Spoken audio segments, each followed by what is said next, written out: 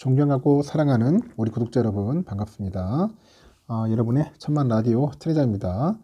또 이렇게 또 일요일이 아니라 토요일을 맞이해서 또 아침에 영상을 또 올리게 되었어요. 여러분들과 항상 소통하는 마음으로 여러분들과 이야기하는 마음으로 혼자 떠들고 있는데 여러분들이 재밌게 들어주시고 좋아요도 눌러주시고 구독 그리고 알림 설정도 다 하세요. 버튼 눌러주시면은 저의 꾀꼬리 같지 않은 목소리를 많이 들을 수 있을 겁니다. 아직까지도 목 상태는 그렇게 썩 좋지는 않는데 하여튼 최대한 조심조심 하면서 여러분들께 이야기하도록 할게요. 토요일 아침은 또 여러분들과 신나는 마음을 해야겠죠. 저도 영상을 이제 일찍 올리고 밖에 좀 나갔다 와야 할 것 같습니다. 한번 오늘 스스로 한번 밖에 나가서 나들이를 좀 해야 할까 그런 생각이 들어요. 집에만 있으면은 사람이 좀 약간 움츠러지고 그렇더라고요. 밖에 나가서 운동도 하고 자연의 기운도 느끼고 그래야 하지 않겠습니까? 여러분들에게 들려주고 싶은 그런 글이 있습니다. 이야기들이 있는데 향나무와 같은 그런 사람이 되었으면 좋겠다. 향나무처럼 세상에서 여러분들 아시죠? 가장 쉬운 일은 뭐냐? 남을 비판하는 거야. 남을 비판하고 판단하는 일이고 가장 어려운 일은 자기 자신을 아는 일이다. 자기 자신을 아는 게 가장 힘들더라고요. 세상에서 가장 쉬운 일은 힘들 때 포기하는 것입니다. 그래서 많이들 포기해. 투자하다 보면은 많이 나가 떨어집니다. 쉽거든, 포기하는 것은. 가장 어려운 일은 뭐냐? 힘들 때 포기하지 않는 것. 이게 가장 힘들어. 힘들 때 포기하지 않는 것이 가장 힘들다. 어렵더라. 세상에서 딱 들어맞는 것은 열쇠와 자물쇠밖에 없다. 그렇게 봅니다. 서로 조금씩 맞추면서 사는 것이 가장 쉬운 일이다. 그렇게 이야기하고 싶어요. 다른 사람을 판단하는 것은 무거운 짐인 것 같습니다. 그래서 악을 견딜 수 없는 사람은 결코 살아서 선을 볼 수가 없어요. 선을 볼 수가 없더라. 성난말에 성난말로 대꾸하지 말라고 하죠. 말다툼은 언제나 두 번째 성난말에서 비롯이 되는 것 같아요. 의인이란 향나무처럼 자기를 찍는 도끼에게 향을 뿜는 사람이다. 그런 표현을 하더라고요. 그래서 오늘도 여러분과 천회장은 다양한 많은 인연을 만날 겁니다. 어떤 인연이든 서로에게 소중하고 아름다운 인연으로 이어지길 바라는 마음에서 제가 이 글을 여러분들께 들려드립니다. 오늘도 행복하고 좋은 날 되길 바랍니다. 또 삼성의 이야기 한번 또 들어보도록 할까요? 요즘 삼성전자 보니까 그 탈탄소 ESG 이쪽 부분에 대해서 상당히 관심을 많이 갖고 있는 것 같아요. 탄소를 이제 탈피해야 한다. 탄소. 그래서 지금 현재 한덕수 국무총리네요. 한덕수 국무총리가 어제 한국과 독일이 교역과 투자를 이제 확대를 해서 탈탄소 경제랑 ESG 경영 실현을 위한 협력을 이제 강화를 해가지고 글로벌 환경 변화에 대응할 수 있기를 기대한다고 그렇게 언급을 하는 것 같아요. 한 총리는 이날 용선구 그 그랜드 하얏트 서울에서 열린 한국 독일 비즈니스 라운드 테이블에 참석을 합니다. 참석을 해가지고 그 자리에서 기업의 전통적인 기준은 이윤 창출이었어요. 이윤 창출이었는데 최근에는 사회적, 환경적 활동까지 이제 기업의 성과로 이제 측정하고자 하고 있어서 ESG는 거스를 수 없는 이슈로 자리 잡고 있다고 그렇게 밝히더라고요. 그러면서 기후 위기와 에너지 리스크를 극복하기 위해서는 지속 가능한 방향으로 구조 혁신이 절실하다는 그런 이야기를 합니다. 그 대한상공회의소하고 한독상공회의소가 이제 공동으로 이제 개최한 이번 행사인데 그 탈탄소 경제랑 ESG 도입을 중심으로 해가지고 두 국가의 그 중장기적 협력 방안을 이제 모색하기 위해서 이제 자리가 마련된 것 같습니다. 기존에는 그 제조업 중심의 협력 관계의 그 위원을 탄소 중립하고 ESG로 이제 확대하자는 그런 취지였었어요. 그 프랑크 발터죠. 슈타인마이어 독일 대통령도 이제 초청을 받았습니다. 오른쪽에 있는 분이네요. 지금 슈타인마이어 독일 대통령인데 그 탄소 중립을 위해서는 공동으로 노력할 것이다. 공동으로 특히 이제 신재생 에너지 이쪽 협력에 집중을 하고 앞으로는 토론을 계속해가지고 신재생 에너지에 대해서 더 많은 발전을 이룩할 것이라고 언급을 해요. 이날 행사에 참석한 그 각국의 기업인들은 각자 탄소 중립하고 ESG 경영을 이제 도입하기 위해서 노력을 이제 소개를 합니다. 또 탄소 중립과 ESG의 그 영역에서 양국의 협력이 이제 확대가 되면은 더 큰 시너지를 낼 수 있을 것이다. 그렇게 이제 의견을 이제 모으는 것 같더라고요. 그래서 이인용이죠. 그 삼성전자 사장, 삼성 그 한독 경협위원장인데 독일은 그 한국의 유럽 최대 교육국이다. 그 장기화된 그 코로나 사태에도 불구하고요. 양국의 교역 규모는 사상 최대치를 기록을 했다고 언급을 합니다. 이어서 두 나라는 제조업 기반의 비슷한 경제 구조를 바탕으로 해가지고 탈탄소 경제, ESG 도입을 적극 추진하고 있다는 점에서 공통점이 많다.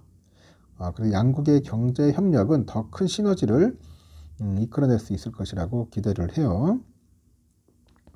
그리고 그 한독 상위 회장도 그래요. 기업들이 더 큰 도전에 직면해 있는데 그 탄소 배출량을 감축해서 ESG 기준을 준수하려는 노력을 포기해서는 안 된다고 하죠. 그래서 한국과 독일의 인전 기업들은 혁신과 경험을 토대로 해가지고 함께 큰 성과를 이뤄낼 수 있을 것이다. 그렇게 강조를 해요. 그리고 대한상의의 그 상근 부회장도 그럽니다. 독일은 탄소 중립하고 ESG 분야에서 선두 자리를 현재 지키고 있는 만큼 한국 기업들의 많은 귀감이 될 것이라고 합니다. 이 자리를 바탕으로 해서 두 국가가 새로운 차원의 경제 협력을 하는 그런 계기가 되길 바란다고 하죠. 이날 행사해 보니까 뭐 한 총리, 뭐 슈타인마이어 대통령, 뭐 안덕근이죠. 산업통상자원부, 교섭본부장, 뭐 대사분들 나오고 거기 또 거기는 삼성전자 사장이 나왔죠. 이인용 한독 경협위원장, 뭐 이런 분들이 나와가지고 이야기를 한 것 같습니다. 그래서 삼성전자도 앞으로는 그 탈탄소 ESG 쪽으로 집중적으로 이제 추진하지 않겠냐 업무를 그렇게 예상이 되는 것 같아요. 앞으로 중요한 것 같습니다. 이쪽 분야를 소홀히 하면은 수출하는 데도 상당히 좀 애를 먹겠죠. 그리고 또 메모리 반도체 한번 관련된 이야기를 한번 할까 합니다. 마이크론, 이 미국의 마이크론이 아주 골 때리는 회사인데 그 마이크론 시총이 보면은 오히려 하이닉스보다 더 커. 근데 마이크론은 하이닉스보다도 더 작잖아요. 영업이익이나 뭐 수출이나 여러 면에서 작은데도 시총은 크다는 게 참 웃깁니다. 그만큼 하이닉스라는 기업도 상당히 저평가받고 있는 거야. 국내 기업이 그래. 삼성도 마찬가지겠지만은 미국에서는 좀 마이크론을 상당히 좀 키워주려고 지금 난리치는 것 같습니다. 그래서 지금 현재 미국의 마이크론이 그 반도체 불황을 이제 돌파하기 위해서 아주 신기술을 도입한 차세대 D램이죠. D램 메모리를 공개를 합니다. D램 메모리.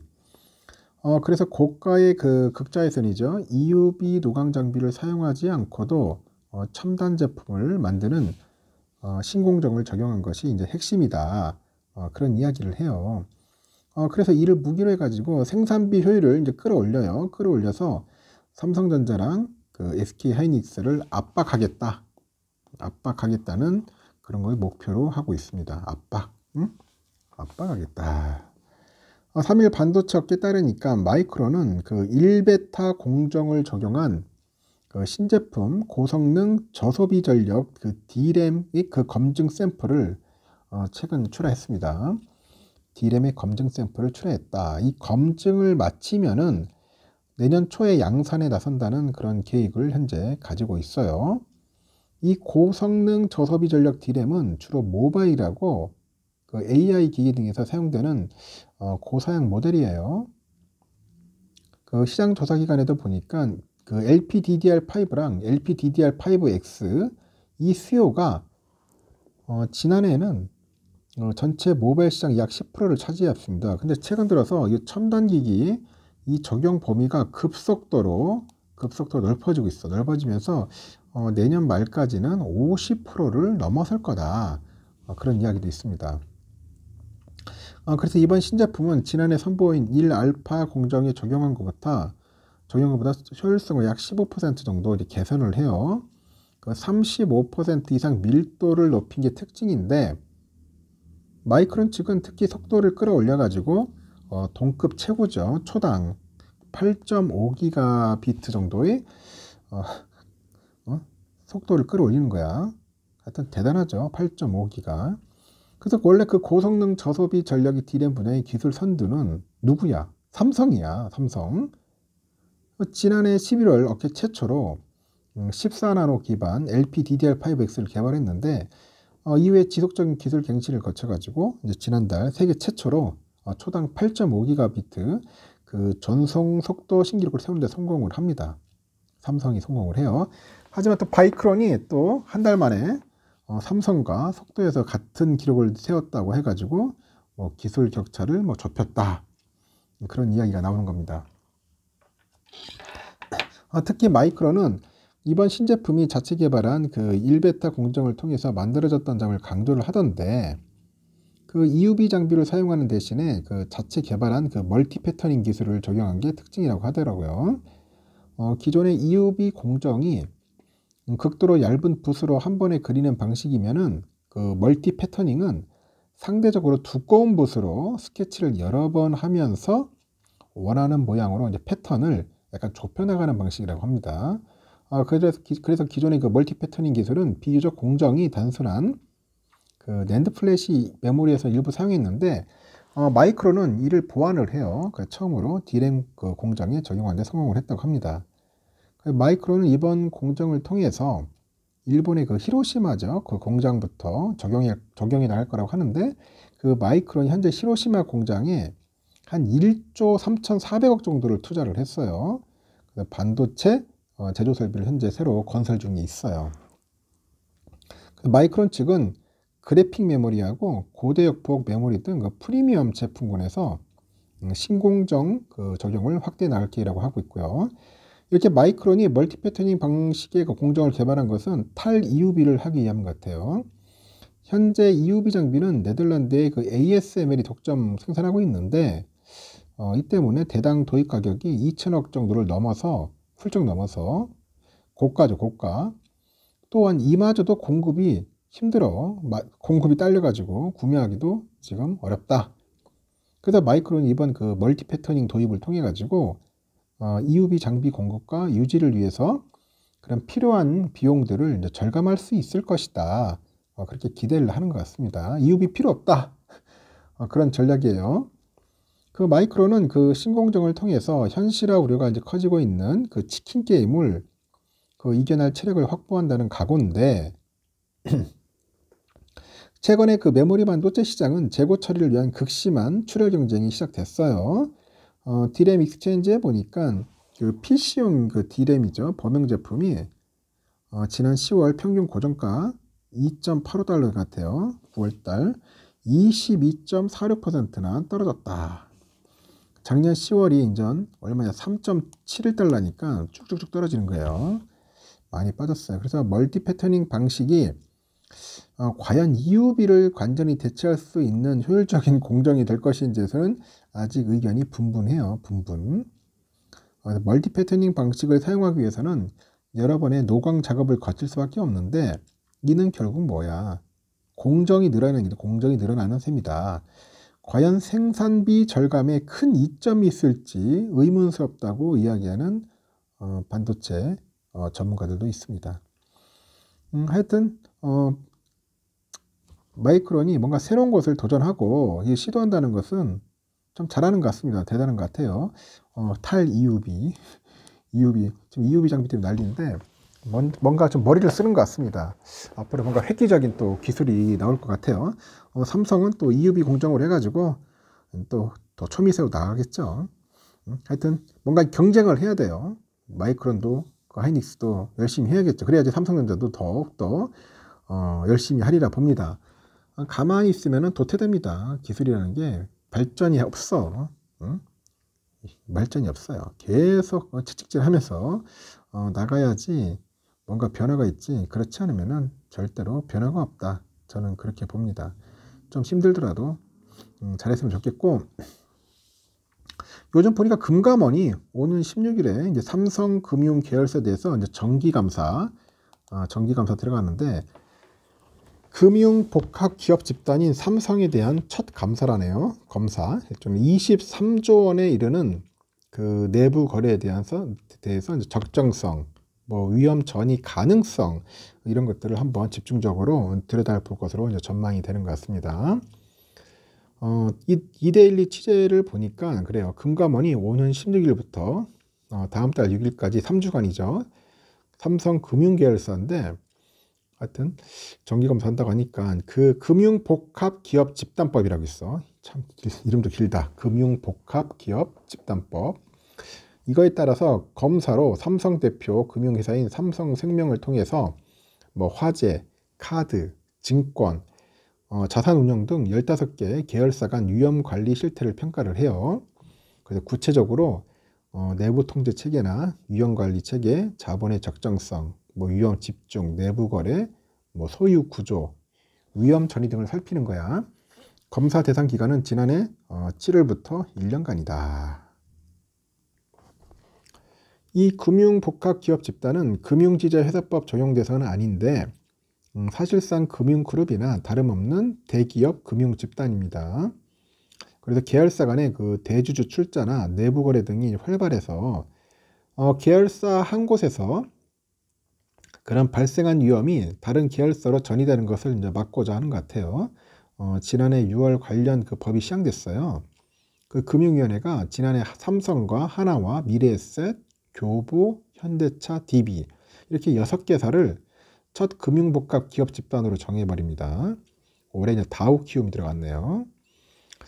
금감원은 이번 검사에서 삼성금융 계열사 간의 그 내부 거래를 집중적으로 살필 것 같은데 올해 상반기에 삼성금융 계열사가 금융 및 비금융 계열사하고 그 내부적으로 거래한 금액이 한 23조 300억 정도 되는가 봅니다.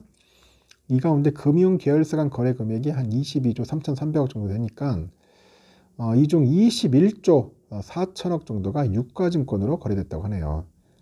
그래서 올해 들어서 대내외 불확실성이 확대에 따라서 시장 상황이 악화되고 있죠. 그래서 21조 원이 넘는 유가증권을 시장 평가대로 적정한 값을 책정해서 거래했는지 아니면 특정 계열사를 돕기 위해서 뭐 리스크를 필요 이상으로 떠안으면서 위험 전이 가능성이 높아지지는 않았는지 뭐 그런 걸 들여다보는 거죠.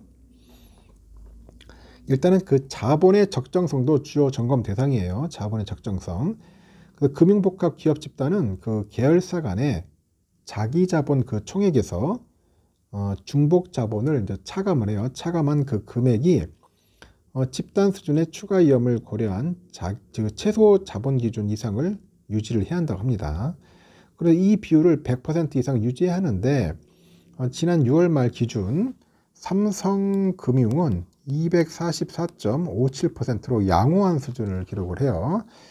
다만 지난해 6월 말에 6월 말과 비교를 해보니까 뭐 상당 부분 악화됐다고 합니다. 이 밖에 뭐 내부 통제 부분에서는 내부 통제 기구 체계하고 운영, 위험관리 정책 등 그런 적정성을 또 따질 거다. 그리고 소유나 지배구조 안정성, 투명성, 대주주 등으로부터의 위험 전이 그 관리 적정성도 검사 대상이라고 하죠. 금감원의 금융복합 기업 집단 정기검사는 이번이 두 번째라고 하는데 그 앞서서 금감원은 지난 8월 현대차 금융에 대한 정기검사를 벌였어요. 그래서 해외자산 리스크를 중점적으로 들여다본 것 같습니다. 현대차 금융은 내부 거래 규모는 작은데 해외 자산이 전체 3분의 2에 달한다고 해요. 그 해외 영업 환경 악화 시에는 그 위험이 국내로까지도 전이될 수 있다. 뭐 그런 이야기들이 있는 것 같습니다.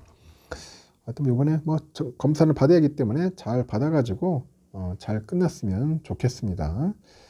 앞으로 이제 우리 이재용 회장의 뉴 삼성 상당히 중요하죠. 뉴 삼성. 앞으로 이제 수익성이 좀 악화되고 시가총액 감소 등 그런 위기를 돌파하기 위해서 이 회장이 책임 경영을 한층 강화할 것 같아요. 그래서 기업 가치를 우선적으로 제고해야겠죠. 삼성이 초격차 기술을 선도할 수 있도록 그런 선행 투자를 확대하고 그런 수평적인 조직문을 만드는 것이 중요하다. 뭐 그런 이야기도 있습니다. 일단은 지금 삼성전자 비등기 이사일 거야, 이 회장이. 그래서 이 회장이 이제 등기 이사로 올라서야 돼. 올라서서 이제 책임 경영에 나서야 한다. 그래서 삼성을 넘어서 그룹의 전체 계열사를 아우르는 그런 컨트롤 타워도 재건돼야 한다는 게 있고, 이병태 카이스트 교수, 이 유명한 분인데, 이 아저씨가 그래요. 전 세계 시가총액 15위를 기록하던 삼성이 1년 사이에 22로 떨어지는 건 기업 가치가 감소됐다고 하는 거죠.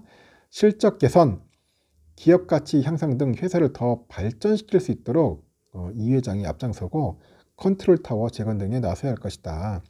그런 이야기를 하죠. 삼성은 현재 소유에 의한 지배구조 문제보다는 그 사회적 압력이죠. 그에 의해서 컨트롤 타워가 사라진 것이 더 큰 문제라고 합니다. 그 삼성의 그 미래 전략실에는 현재 글로벌 삼성을 이끈 그 훌륭한 경영진이 많았는데 그 미래 전략실 해체로 단번에 이들이 경영에서 물러났고 그다음에 삼성이 좀 약간 쪼그라든 거 아니냐 뭐 그런 것 같아요. 그래서 하여튼간 빨리 등기이사 선임에도 속도를 내야 한다 뭐 그런 이야기도 있는 것 같습니다. 일단 이 회장이 승진하면 본격적으로 경영 전면에 나서게 됐는데 하여튼 등기이사가 아니라는 점이 향후 남아있는 과제, 이 과제에 대해서 명확한 입장이 뭐 제시돼야 하지 않느냐 그런 이야기들을 많이 하는 것 같습니다. 교수들이. 하여튼 책임 경영을 실천해야 한다는 거야. 책임 경영. 그리고 비메모리 반도체 초격차 전략을 유지를 해서 시스템 반도체 1등이 오른다는 그 삼성의 반도체 비전 2030을 달성하기 위해서 열심히 선행 투자도 하고 박차를 가야 되나 박차를 가라는 그런 이야기들이 있습니다. 앞으로 잘 하겠죠. 우리 이 회장님 꼭 주주환원 정책 실천해 주시고 특별 배당 팍팍 쏘고 M&A도 하고 배당금도 올려주었으면 좋겠습니다. 여기까지 하겠습니다. 여러분 좋은 하루 보내시고 평안한 휴일 보내시길 바라요.